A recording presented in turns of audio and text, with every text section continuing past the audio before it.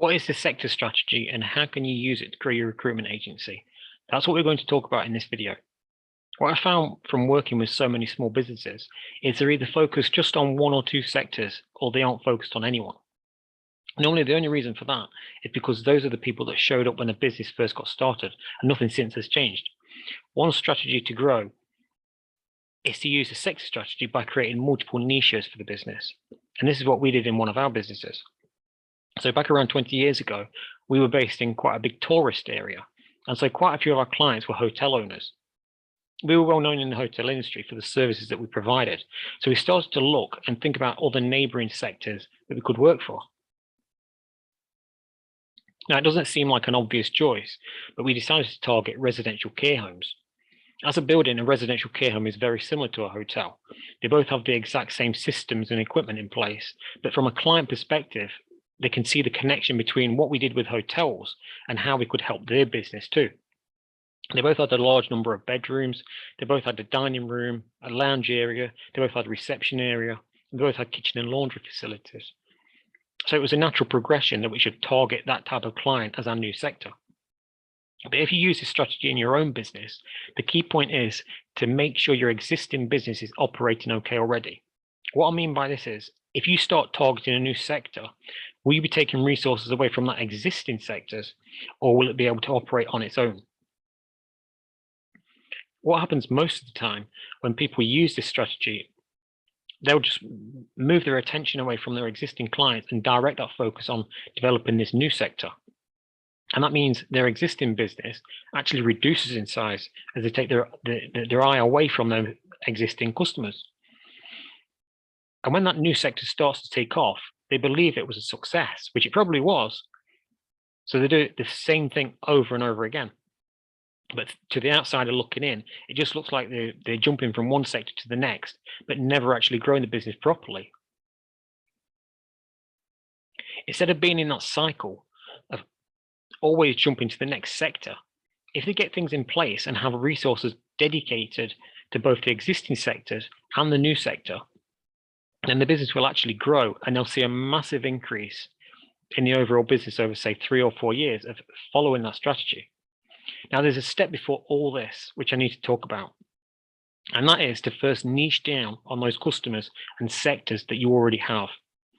And what I mean by this is, from going through the place market strategy, you'll have identified certain sectors or customer types that you work with already.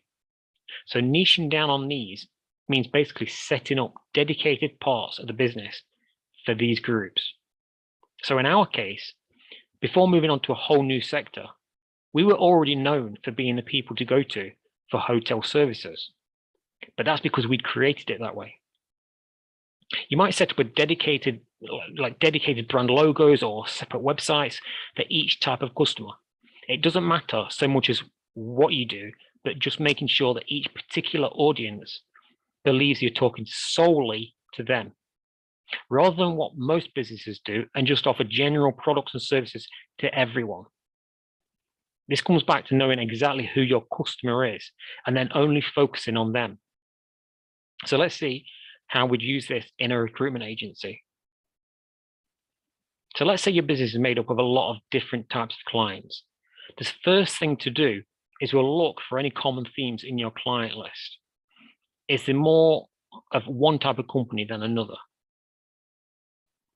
Let's imagine we learn that manufacturing businesses make up about 30% of your total clients. So we start out by creating what looks like a new business that's dedicated to serving manufacturing businesses.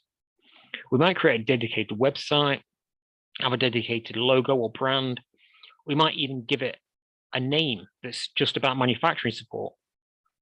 We also want to dedicate some resource to delivering to that type of business, because the aim in using this strategy is you're going to expand this part of your business by attracting more manufacturing clients to it. And this might take up at least 50% of your total business in how you focus on developing it. And you'll operate that new part of the business, operating it as if it's a standalone business. When you've got a team dedicated to running and growing that business, you'll do the same again. with another sector. Probably in this case, it might be your second largest type of clients, which is retail businesses. So you'll go through the process each time setting up a new sector as if it were a standalone business and dedicating resources to it until it can run by itself. And what you end up with is a portfolio of sector-focused businesses or brands, each with its own dedicated resource to keep it growing. And that's how you use a sector strategy to grow your recruitment agency.